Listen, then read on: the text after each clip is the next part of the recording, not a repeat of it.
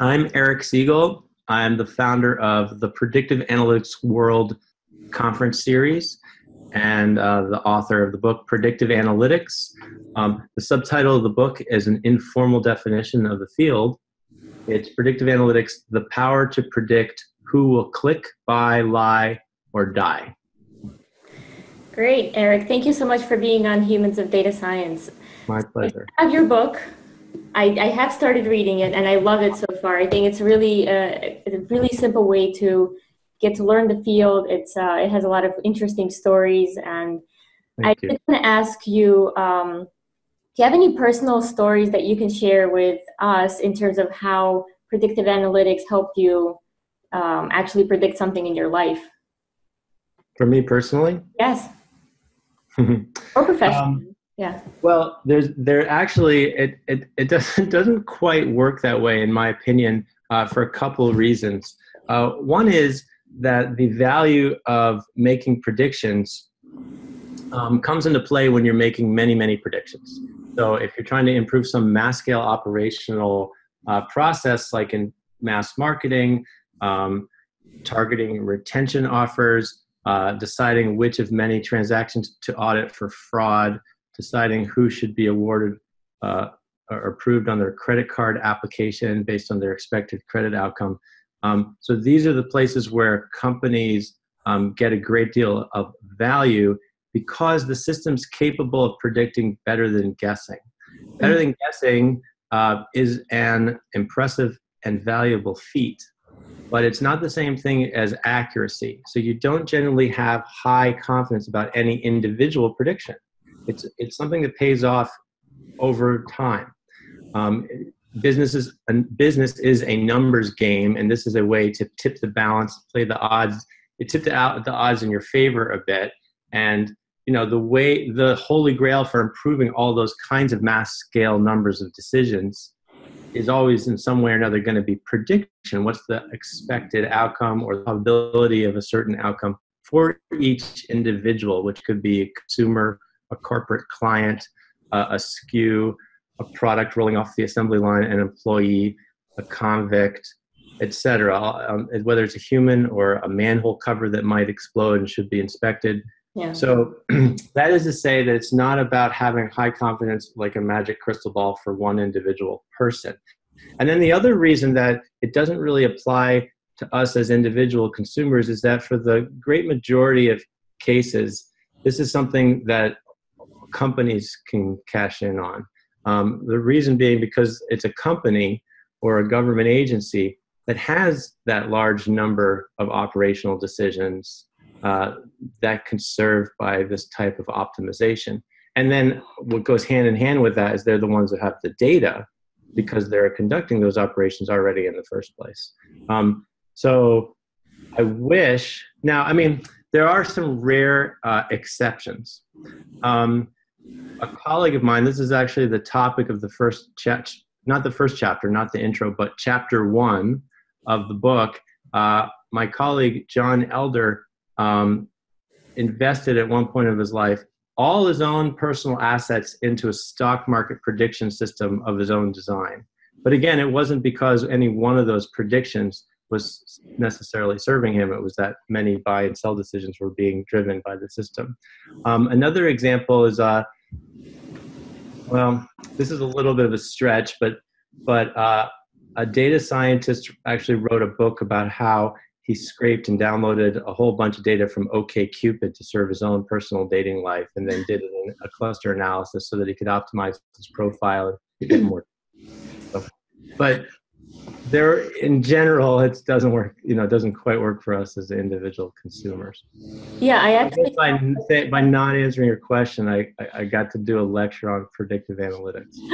No, I saw a TED talk by a woman, I forget her name, but she also did something similar to a dating website where she tried to collect data on, all the most popular girls, and she actually found her husband that way by getting to the top of everybody's pages by kind of tweaking her profile every time somebody looked at it and analyzing the data. Oh, really? Yeah, it was really interesting. How she decided she needs to get married, and she went about it the analytical way. But thank you for that lecture on predictive analytics. Yeah. I did want to ask why you decided to write this book, and I know you recently revised and updated it. So what has changed since you published? Why did you write it? Talk more about that. Well, the main thing that's been changing is a lot of more of the same. One of the major changes in data science is deep learning. But so the reason I wrote the book was to make this topic area accessible to all readers. You know, most books on the topic are technical. They're either how-to or the deep theory. They're meant for hands-on practitioners or people with relatively technical background. My book certainly serves the prospective hands-on practitioner. You got to know everything in the book. It's a sort of a different type of thing. It's industry overview. It serves as a textbook at more than 35 universities because it's conceptually complete introduction. It doesn't read it, as you nicely complimented, you know, it's more anecdotally driven. It doesn't read like a textbook. It's more the pop science mode of writing. But if you actually look at the topics of the flashy titles of the chapters, it's you know, the course chapters are where's all this data come from? Why is it predictive? How do we produce a predictive model and learn from it? And starts and gets pretty detailed about how decision trees work. And then it gets into ensemble models and some advanced topics. So I've always, probably more than most techies, and I'm, you know, and most former academics as I am, I've always gotten a huge kick out of making this stuff accessible, because I think machine learning is the coolest science, and anything in science, technology, and engineering, it's definitely the coolest. It's cooler than space exploration. It's cooler than you name it, because what we're talking about is the ability for a machine to learn from a limited number of examples, to draw generalizations. Even if it's millions of examples, it's still limited compared to the number of examples there could be conceptually. So it's always very finite compared to the universe of ideas. And with that finiteness, even if it's 10 million, that list of prior examples it's learning from, the machine does have the capability to learn successfully, which means, that is to say, it draws generalizations that turn out to hold true even when applied in circumstances that have never before been seen. So that's what it means for machine learning, aka predictive analytics. They're basically synonyms. Predictive analytics would be when you're doing business applications of machine learning or government applications to make per individual predictions. Or in some kind of cases, kind of classifications like predict, is this transaction going to turn out to be fraud? It's not a prediction of the future, so you're kind of warping the word prediction there a little bit. I've got a bunch of footnotes in the book to say, okay, it's not the future, but people still use the word predict, and you're still ascertaining an unknown. So I just have always loved all this stuff. I think it's amazing, and there's no reason it should be so mysterious and intimidating and opaque to people at large. So my intention was to write a book that's as accessible as possible, and yet still as concrete, specific, and it goes as far as you can, as far as even covering some advanced topics in some detail, without losing that accessibility. So that's what I wrote the book for. As far as what's been changing, I mean, the main thing is that all these applications, and I kind of listed them a minute ago, the main ones: marketing, credit risk management, fraud detection, that there's all sorts of online optimization. That's just the tip of the iceberg. There's so many of them. I have a list of 183 mini case studies in the central color tables of the book there, across industry sectors, one table per sector. So, you know, the main thing that's continuing to happen is that penetration is continuing to grow wider and wider. So the adoption across industries, within enterprises, across different enterprise functions, the understanding of it, there's always more you can do with it. There's always improvements on how it's being implemented within your organization. So that is continuing to deepen. The core technology itself certainly continues to advance. The software that houses it, so many vendors that do this, make it more accessible, make it integrate more easily. But the actual core learning method, like let's say a decision tree, for example, that derives business rules from the data, so they're relatively easy to understand by human eye compared to more advanced mathematical methods. The core methods have not been changing that much for these business applications. There's another area where they have been. I'll get to that in 1 second. But within these business applications, the bigger payoff is better data, is more data, wider data that is more attributes or predictor variables, also known as independent variables per individual. So you're trying to, in that sense, make the table of training data wider and wider. That's where the payoff is. That's where the lower hanging fruit is. That's the better improvement, is from improving your data rather than this core actual learning method. There's diminishing returns there. On the other hand, something that's been getting a lot of attention is deep learning, and for good reason. Now, deep learning is not covered in my book, and it's really applicable to a very separate, barely overlapping set of problems, which start with image classification and in general are signal classification, where the thing, whether it's a sound, a video, an image, is a large scale thing. So if you're in the business world, you may be trying to classify or make a prediction about a consumer, and you might have a few dozen or a few hundred attributes about their demographics and previous behavior, or in healthcare, a bunch of clinical test results and such. But now we're moving to like the actual MRI as a raw image, or a photograph. Is there a cat or dog in this image? There's so many applications in engineering and in the world at large, where you just want to be able to give the machine an entire image. It's a lot more data than just the list of attributes for a consumer, and have it automatically sift through all of that. So there's something called a neural network, is one of the classic machine learning methods, and there's been a bunch of advancements in that are generally referred to as deep learning. So that's a subset of neural networks, and they're deeper networks. Now, neural networks have been pretty interesting and capable for decades now. The first time I taught the machine learning course at Columbia University was 1997. So that's 21 years ago. And we were already talking about self-driving cars, and even did a hands-on exercise with the students on face recognition. And those networks were shallow, they weren't deep. So now you've got the deeper ones that are much more capable.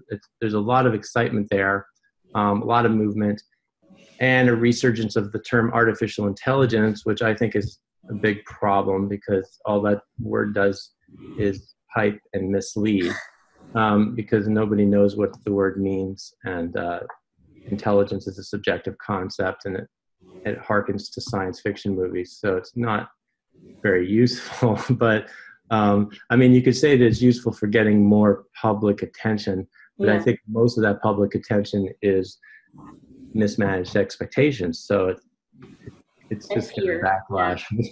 People are just scared of losing their jobs, and yeah, you're right. I think those movies are impacting people's perceptions.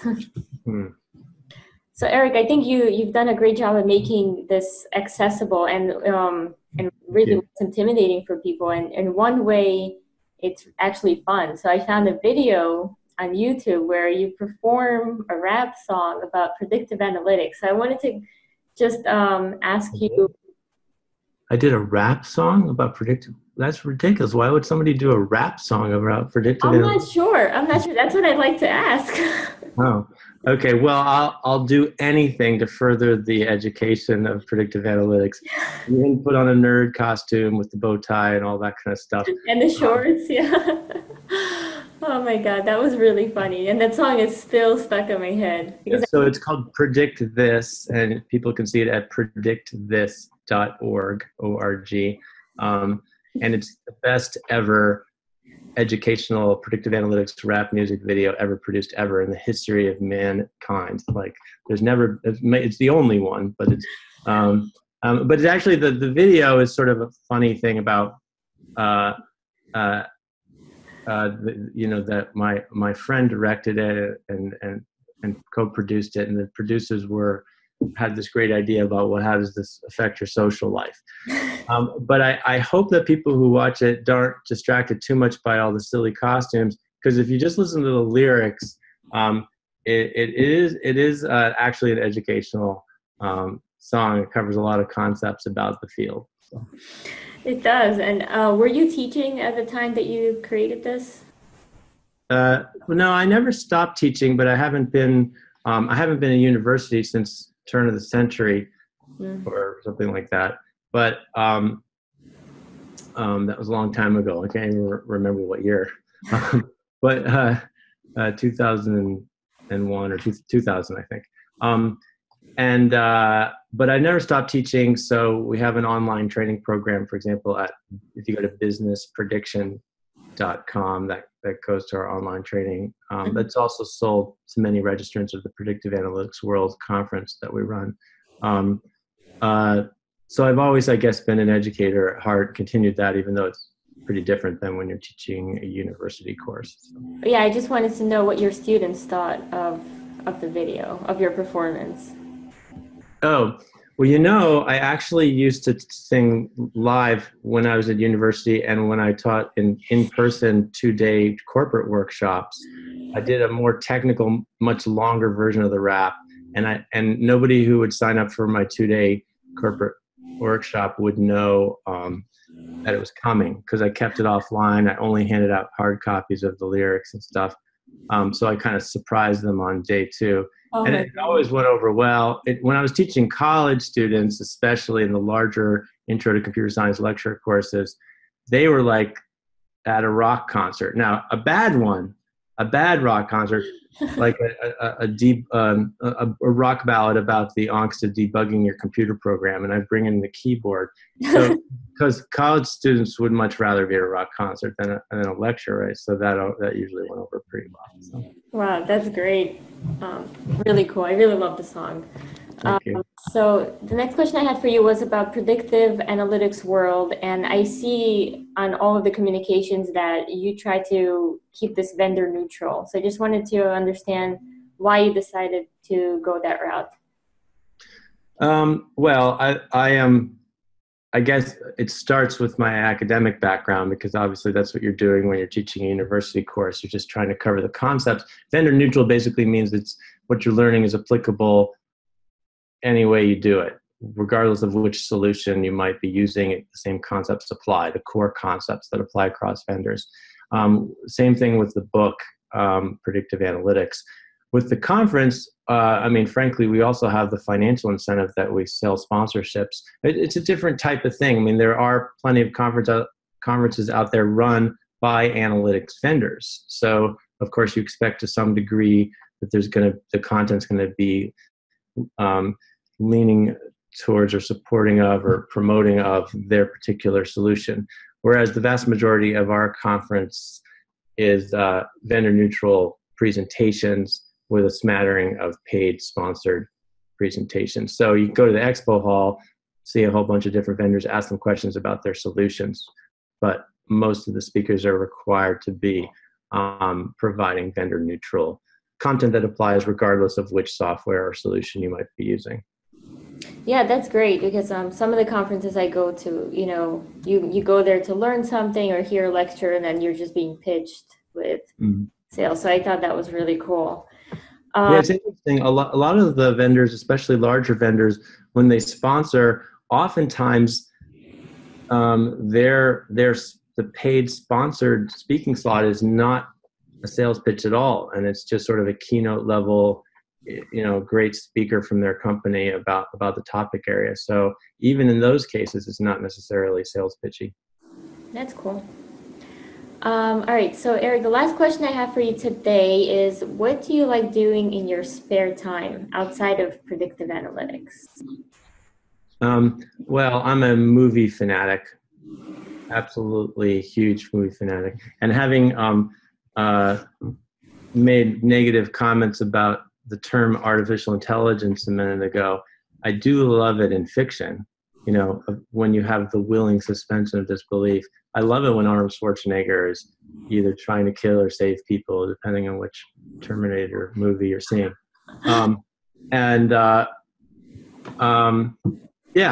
Music, movies, and exercise, yoga, skiing, usually at least a few days a year still. I grew up in Vermont skiing, so yeah. How about you?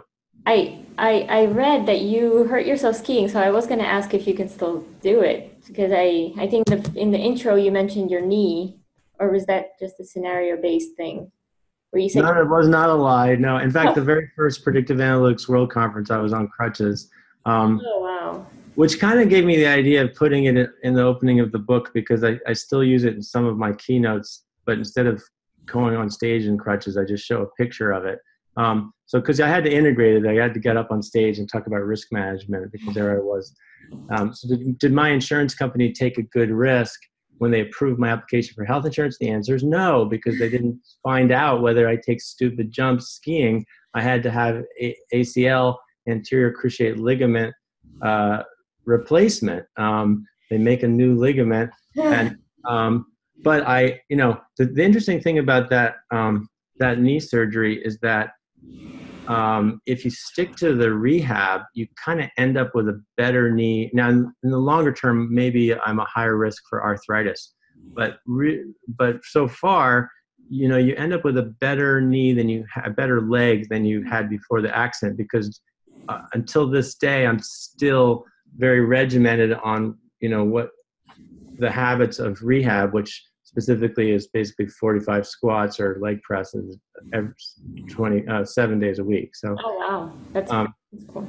Yeah. So it was a hard process, but I can totally ski again and everything's fine. So. Oh, glad to hear that. That's cool. Well, to answer your question, what I do for fun is this. Obviously, this is fun. Human data science. And I do run a lot now. I'm training for the New York City Marathon. Oh, really? Whoa. Wow. Yes. Cool. I never ran more than a 10K prior to starting this training, but I have a 10-mile run this weekend, so I'm really excited about that. Are you doing it alone, or do you have a friend that you do it with? I made my brother sign up with me. He runs half marathons, but we're always pretty competitive. So when he saw that I signed up, he obviously had to. He couldn't let me have this one. And so how far is an actual marathon? 26.2 miles. So it's like a 10K with a 20-mile warm-up. Yeah, I've biked that far. I biked. That's a joke. That's obviously a million times. Yeah, it's very different. Wow, cool. All right, Eric, thank you so much for being on Humans of Data Science. It was really cool getting to know you. Yeah, you too. Thanks so much for having me.